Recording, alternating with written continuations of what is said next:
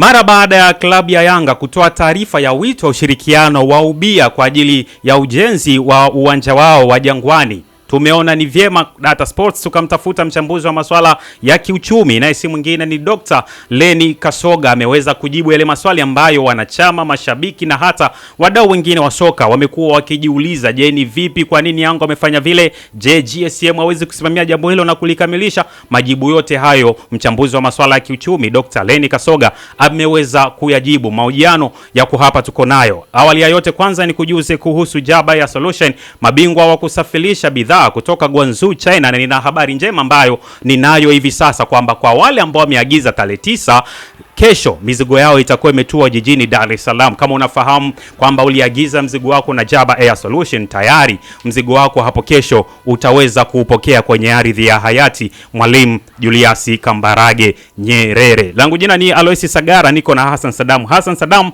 jana wananchi waliweza kutoa taarifa ya kutafuta, tunasema ni mashirika binafsi, wazabuni tunaweza kusema vile, kwa ajili ya kushirikiana na taasisi ya klabu ya Yanga ili kufanikisha ujenzi wa uwanja wao wa eneo la Jangwani, zamani ukifahamika kama Kaunda Stadium. Tia neno kidogo, twende tukapate madini au tukapate elimu kutoka kwa mchambuzi wa masuala ya kiuchumi Dr. Lenny Kasoga. Kabla mimi sijaharibu ladha, ni vyema kwanza wamsikilize mtaalamu wa mchambuzi wa kisiasa, hasa hususan mchambuzi wa masuala ya uchumi, akilielezea vizuri kabisa hilo swala kwamba la Yanga. Maana watu walipoona, watu wamekuwa na maswali mengi, kwa nini Yanga imekuwa hivi na hivi? Kwanza tumsikilize mchambuzi wa masuala ya uchumi ili alieleze vizuri, alafu sisi tutakuja tuliongezee elimu yetu binafsi na uchambuzi wa ndani zaidi.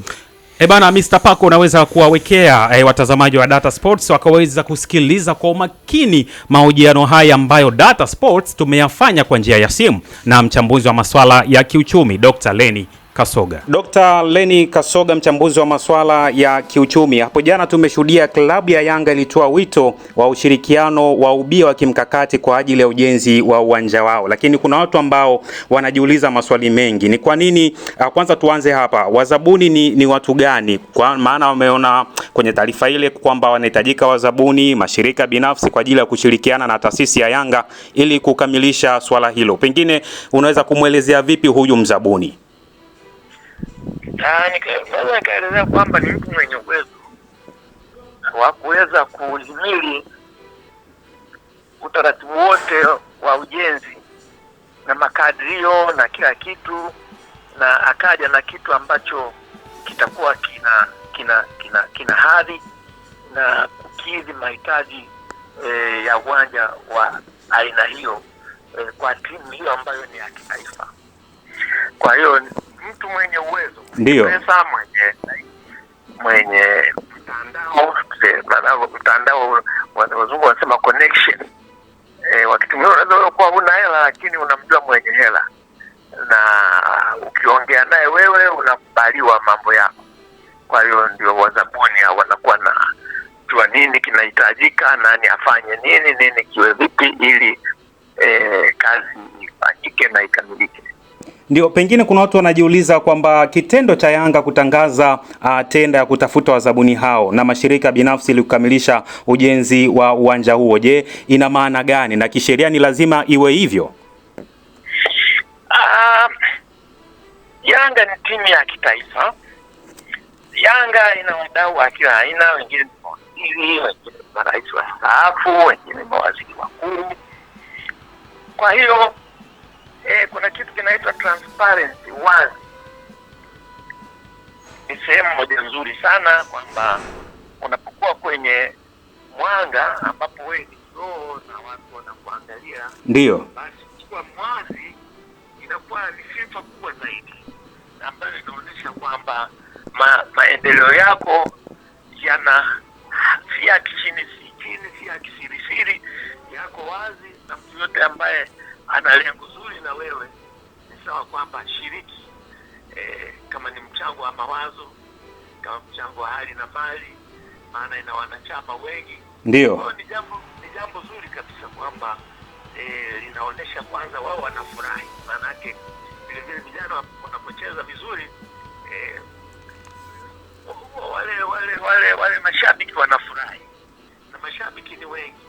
Kwa hiyo ndio maana yake kwamba inaonyesha kuonyesha kwamba wamekuwa na wapo kitaifa, hawapo babaishaji. Ndio, unajua mara ya kwanza rais kwa maana ya mdhamini, sio rais, ni mdhamini wa klabu ya Yanga kwa maana ya GSM alitangaza nia ya kufanya ujenzi wa uwanja wa klabu hiyo, lakini mara baada ya Yanga kutoa taarifa hapo jana kwamba wanatafuta wazabuni au mashirika binafsi kushirikiana nao kwenye jambo hilo, kuna watu pia wako wanajiuliza, kweli GSM anakosa pesa ya kujenga uwanja mpaka haje atafute wazabuni ili kuweza kushirikiana kukamilisha swala hilo, kwa sababu yeye ndo mara ya kwanza aliyeweza kutangaza nia hiyo. Ni kwa nini hivi sasa amekuja kutafuta wazabuni? Na wengine wakahoji na kusema pengine hana pesa hiyo ya kuweza kukamilisha yeye mwenyewe binafsi. Sasa hayo ni mambo yao, lakini mimi kama mchambuzi wa uchumi naweza nikaongea tu kiujumla. Ndio, ni timu ya kitaifa, yeye anajijua mwenyewe kama ni vipi mpaka imefikia hapo, maana haiwezi ikafikia hapo kama hawajawa na maongezi. Sasa mengine hayo ni mambo ambayo yanakuwa ni magumu mjini kuweza kujijua. Unaweza ukamuuliza wewe yeye mwenyewe kwamba bwana, wewe una hali hii iweje tena imekuwa hivi, lakini vinginevyo mtu mwingine ni vigumu kujua kinachoendelea na kinachopikwa na kinapikwaje.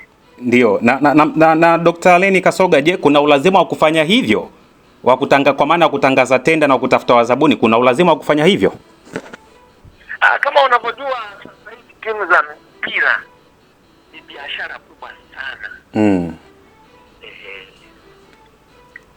Wanatengeneza hela nyingi sana, kama ulivyoona sasa hivi wachezaji wamekwenda mpaka huko Morocco wakicheza kweli kweli, wamejituma. Jana wadogo wanajifunza, wameona. Kwa hiyo changamoto inayokuwepo sasa ni kwamba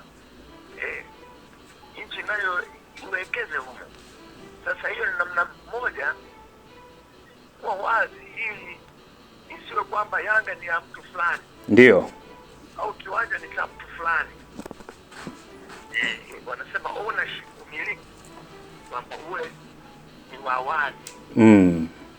Hiyo ndio heshima yake ya hiyo hatua, na huo ndio uzuri wake, kwamba hiyo hatua ipo, wapo na wako wazi. Ndio, hawambagui mtu yoyote na hawamzii mtu yoyote, na wanahitaji ushirikiano. Sio baadaye kiwanja gani hakifai, hakina hiki, hakina kile. Kwa hiyo sasa hivi kila mtu anaweza akatoa mchango wake. Wachezaji wetu wanakwenda katika sehemu mbalimbali hapa Afrika, labda kidogo. Kwa hiyo wameshaona viwanja vya wengine vimetengenezwa vipi, na kiwanja chao kiwe kikamilifu kwa namna gani. Kwa hiyo nadhani ni jambo zuri kabisa. Pengine swali langu la mwisho, Dr. Leni Kasoga, kuna watu wanajiuliza sasa itakuwa vipi kuhusu mgawanyo wa mapato mara baada ya wazabuni kwa kushirikiana na klabu ya Yanga kufanikisha jambo la ujenzi wa uwanja, mgawanyo utakuwa vipi? Hapo ndipo ilipo siri, kama nilivyosema kwamba uwanja utatumika, sio na klabu yenyewe tu, unaweza ukatumika kama umekuisha na timu zingine zinakuja za kimataifa kucheza hapo, utatumika. Kwa hiyo kuna faida inayokuja. Sasa wale washiriki wale kwa vile wameorodheshwa, basi tutakuwa na makubaliano wanalipata nini, na kinakuwa kiko wazi. Ndio, inakuwa sio siri. Huko nyuma timu zetu zilikuwa zinaumizwa zaidi na usirisiri wa kutafuna hela kisirisiri. Lakini kali uwazo unavyopatikana, wale wachezaji hawahujumiwi na kutumika ovyo kama walivyotumika huko nyuma. Kwa hiyo naona kwamba vilabu vinakuwa na wachezaji kutoka sehemu nyingine yoyote ile ulimwenguni, anaweza akaja, atajua ana hakika atalipwa, ataheshimika na atatendewa haki. Kwa hiyo hayo ni maendeleo mazuri sana. Pengine tuliambiwa kwamba thamani ya klabu ya Yanga ni takribani bilioni 100. Endapo Yanga watafanikisha hili la kukamilisha uwanja wao binafsi, tutarajie thamani ya Yanga kupanda maradufu? Kabisa.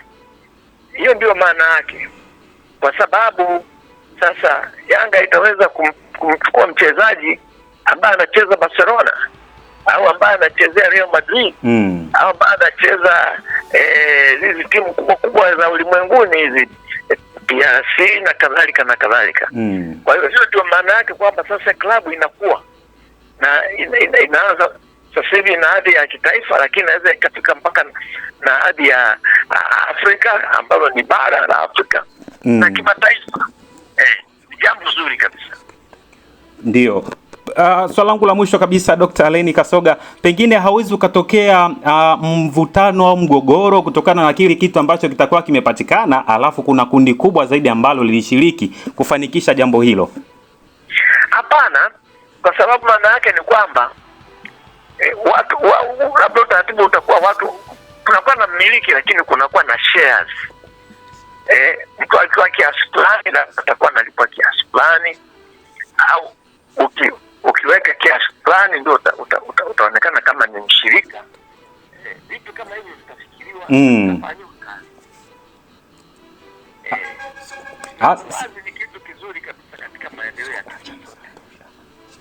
Mimi ni kushukuru kwa wakati wako Dr. Lenny Kasoga, kwa uchambuzi wako mzuri. Tumeweza kupata elimu kubwa kuhusiana na swala hilo ambalo klabu ya Yanga wamelifanya hapo jana mara baada ya kutoa taarifa ya kutafuta wazabuni na mashirika binafsi ili kuweza kukamilisha swala lao la uwanja. Nipende kukushukuru sana kwa wakati wako. Shukrani sana, ubarikiwe. Shukran. Naam, huyo ni mchambuzi wa masuala ya kiuchumi Dr. Lenny Kasoga. Pasi na shaka yale maswali yako ambayo ulikuwa ukijiuliza ameweza kuyajibu kwa kina, kwa sababu huyu ni nguli wa masuala ya kiuchumi, ndio maana akaitwa dokta. Ndio. Bana, miongoni mwa kitu cha mwisho ambacho ulimuuliza, swali lako la mwisho nilipenda zaidi pale ulipomuuliza kwamba Yanga kwa sasa hivi tunavyozungumza wana thamani kubwa ya bilioni 100. Sasa walipoongeza, endapo swala la uwanja litakakamilika, wataongezeka thamani yao. Hicho tu ndio nimekipenda pale, la alivyomchuma anakuambia kwa vyovyote vile lazima thamani yao itaongezeka maradufu. Kwa siku wakija wakasema Yanga ina thamani ya bilioni 300, watu wasishangae, watambue kuna asset kubwa ambayo imeongezwa.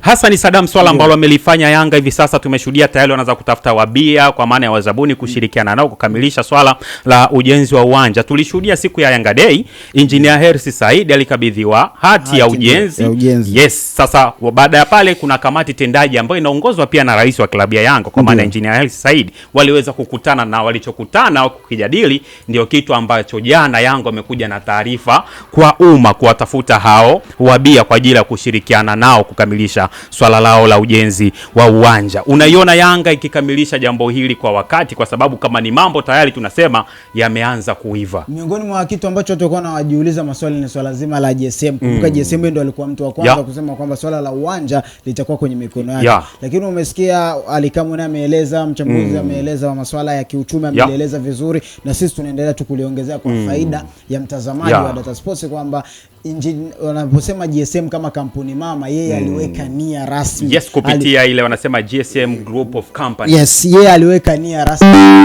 kwa muasisi wa kwanza katika swala zima la uwekezaji wa uwanja. Kwa Yanga wamekuja mbele kuwaomba watu wengine, makampuni mengine binafsi na washirika binafsi ili kuongeza, na maana ameeleza vizuri hili ni swala la tenda. Ndio maana pale ulimuuliza mzabuni ni mtu aina gani, bahatika kumsikiliza vizuri atakuwa amemuelewa kwamba wazabuni ni watu wa aina gani na wanafanya nini, kwa maana watakapoongezeka ili mtu aweze kukabidhiwa tenda. Pale Yanga wameenda endapo wale watakaokidhi vigezo vya Yanga, ina maana watajiridhisha, watakagua kampuni. Ndio maana pale wakawa wameandika sifa au utume PDF pale kuna vigezo, utume vigezo vyako wakukague, wajiridhishe kwamba sasa huyu tu anafaa kuwa mkuu mwekezaji au tukampa akachukua nini tenda, akapewa share yake, akapewa share ya nini ya kwenye tenda ya nini ya ujenzi wa uwanja. Kwa hiyo ni kitu kizuri na tunakiona endapo kitakamilika, kwa sababu huu mchakato ni wa wiki 2 ambao ni mpaka tarehe 23 mwezi wa kwanza. Huo mchakato mzima utakuwa umefanyaje, umemalizika, kwa maana ya kuwasilisha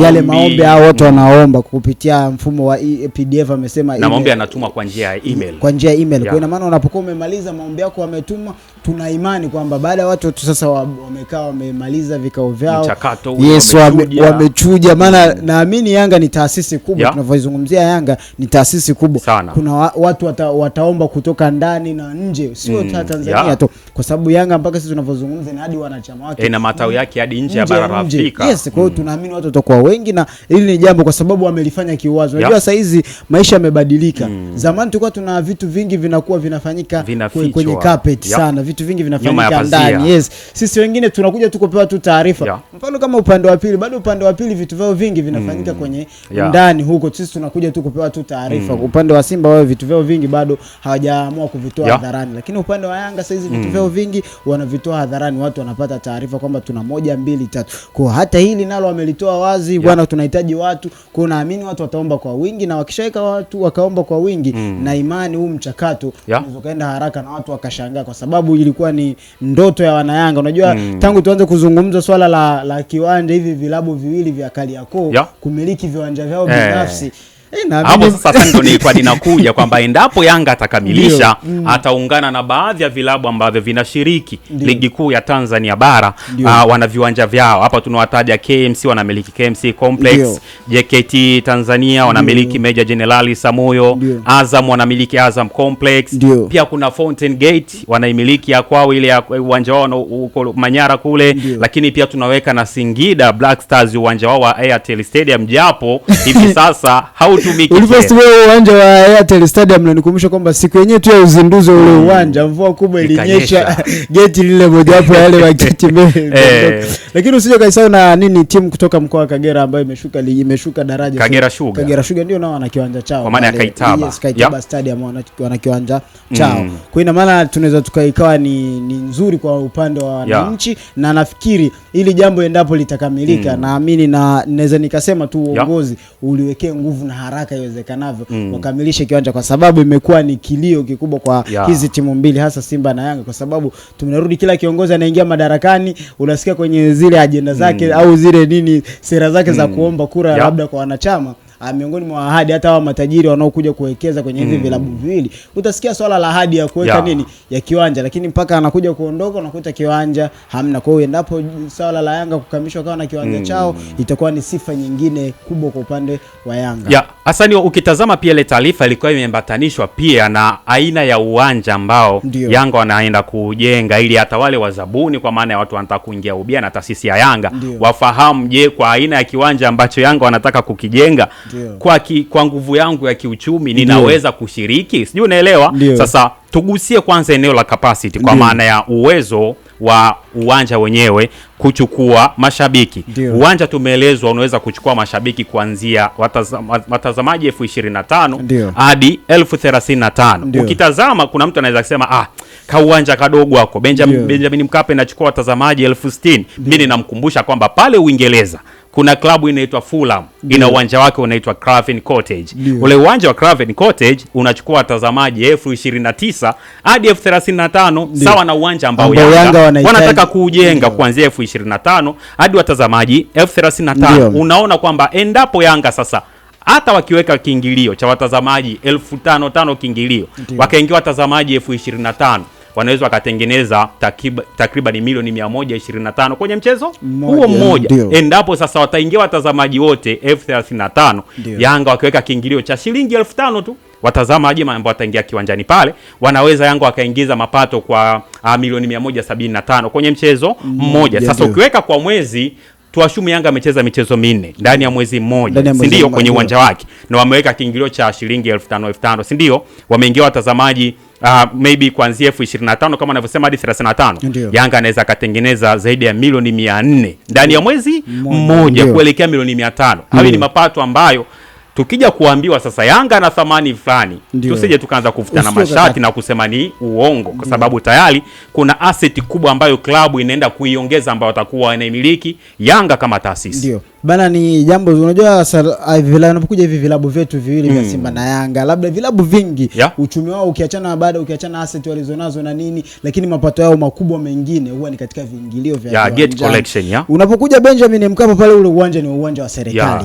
penye mechi, ina maana wewe ni mwenyeji unapokea mapato yako, lakini kuna asilimia kadhaa inakatwa zinagawanywa kwenda serikalini. Kwa hiyo ina maana ukishakuwa na kiwanja chako binafsi wewe, ina maana wewe unalipa kodi kawaida kama unalipa kodi vitu vingine, alafu mapato yako mengi yote wewe unapeleka wewe. Kwa hiyo unakuwa na imani kwamba kipato changu sahihi sasa cha gate collection kile na uhakika wa kimiliki kwa asilimia, hata nikitoa natoa asilimia chache. Kwa hiyo ina maana hichi nacho ni kitu kingine ambacho kiwe kinavichelesha sana hivi vilabu vyetu viwili vya Simba na Yanga, endapo wakikamilisha mchakato wao wa uwanja. Labda anaamua kwamba mechi ya dabi ya Kariakoo inapelekwa katika uwanja wa Yanga ambao utakuwa umetengenezwa pale Jangwani, na imani ule gate collection ikikusanywa mechi zake 2 au 2 tu za ndani ya msimu mmoja ikikusanya ni mapato makubwa na anaendelea kuongeza thamani. Kwa hiyo utakaposikia Yanga leo hii anaenda kushindana na Al Ahly kumtafuta mchezaji kutoka Ulaya, usije ukashangaa ni kitu kidogo, kwa sababu tayari wameanza kujiwekea vipato vidogo, vipato vingi tena vikubwa. Kwa hiyo klabu inaweza kuingiza mapato makubwa. Asante, tunamalizia ukiachana na eneo la kukaa watazamaji kwa maana ya uwanja, lakini eneo muhimu zaidi ni eneo la kuchezea kwa maana ya pitch. Na Yanga wametoa taarifa, kwenye taarifa yao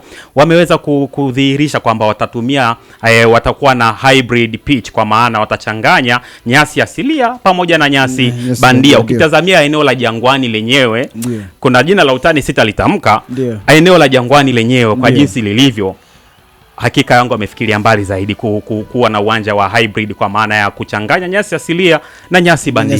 Kwa sababu kuna miongoni kwenye uwanja vya hybrid tunasema kuna kitu kimoja resistance, vile vinaweza vika resistance of labda yale mafuriko na nini wenyewe vinaweza vika go against labda mafuriko ya maji. Kumbuka pale Jangwani tunapozungumzia kuna swala zima la maji, so ina maana pale ni bondeni. Kwa hiyo ina maana Yanga wameenda mbali walipokuambia kwamba mfumo au sifa za kiwanja wanachohitaji kinabidi kiwe hybrid, kwa sababu miongoni mwa sifa ndio hiyo ambayo unaweza kusema ndio sifa kubwa, kwa sababu ule upande kuna maji. Kwa ina maana hichi kiwanja kikijengwa kwa mfumo fulani kina uwezo kuwa na resistance kubwa ya kuweza kushindana na haya maji, endapo hata akiwa mengi mafuriko yametokea, wana uwezo, kiwanja chenyewe binafsi kinahimili kilivyotengenezwa kina uwezo wa kushindana na hiyo hali lakini pia kinaweza kuhimili michezo mingi kwa wakati muda mfupi, yani kikatumika, kwa sababu umezungumza vizuri kwa maana ya hybrid. Pale Afrika Kusini wana dimba lao moja linaitwa Soka City, ila wapenzi wa soka wanasema FNB Stadium. Ni uwanja pia ambao sifa yake au umejengwa kwa pitch yake imeundwa kwa hybrid, kwa maana amechanganya nyasi asilia na nyasi bandia. Pengine nikuuliza tu swali la kizushi, uwanja wenyewe utaitwa jina? Mimi natamani uitwe GSM Complex. Wewe? Hapana bana, waendelee tu kutumia jina lao la Yanga tu, Yanga Sports